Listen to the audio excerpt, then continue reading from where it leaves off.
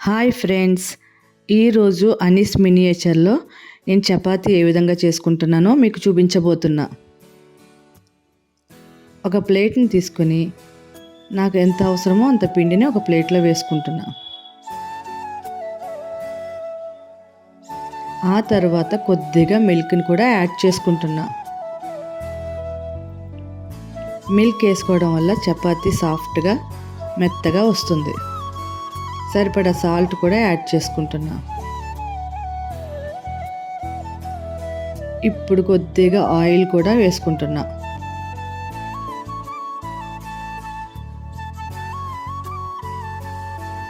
ఇప్పుడు నేను తీసుకున్న క్వాంటిటీకి తగినంతగా వాటర్ వేసి మెల్లగా కలుపుకుంటున్నా.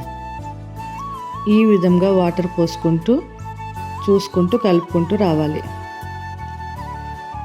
ఇట్లా బాగా మిక్స్ చేసుకున్న తర్వాత చపాతీ ముద్దను కొంతసేపు నానబెట్టాలి. కలిపిన చపాతీ పిండిని ఒక పక్కన కొద్దిసేపు ఉంచుకోవాలి. ఈ విధంగా కలుపుకున్న పిండిని కొద్దిసేపు నానబెట్టుకోవాలి. ఆ తర్వాత ఈ పిండిని చిన్న చిన్న ముద్దలుగా చేసుకోవాలి. ఇప్పుడు నేను చపాతీలను రుద్దుకుంటున్నా.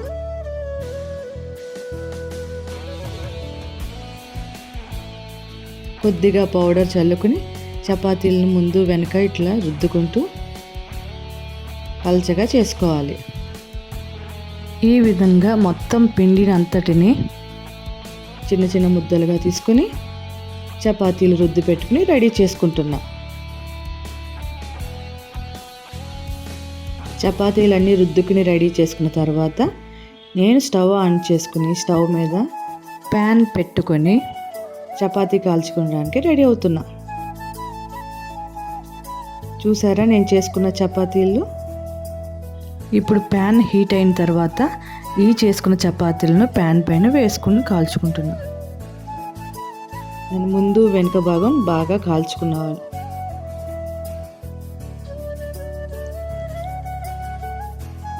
ఈ విధంగా కాల్చుకుంటూ అవసరమైతే కొంచెం ఆయిల్ కూడా వేసుకోవచ్చు.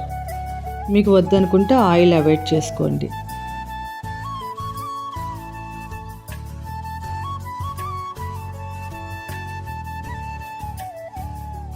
ఈ విధంగా చపాతీ బాగా కాల్చుకుంటూ బాగా కాలిన తర్వాత చపాతీని ప్లేట్లో తీసి పెట్టుకుంటున్నా.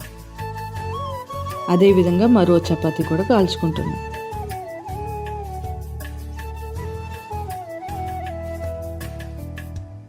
రెండో చపాతీ కూడా రెడీ అయిపోయింది. దీన్ని కూడా నేను ప్లేట్లో తీసుకుంటున్నా.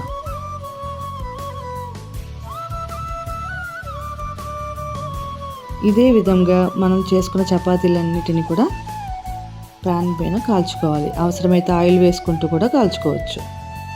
నా చపాతీలు రెడీ అయిపోయినాయి. ఇప్పుడు నేను చపాతీల్లోకి కర్రీ వేసుకుంటున్నా. చపాతీలకి నేను చేసుకున్న curry paneer curry. Paneer curry కొద్దిగా తీసుకుని చపాతీల దగ్గర ప్లేట్లో పెట్టుకుంటున్నా.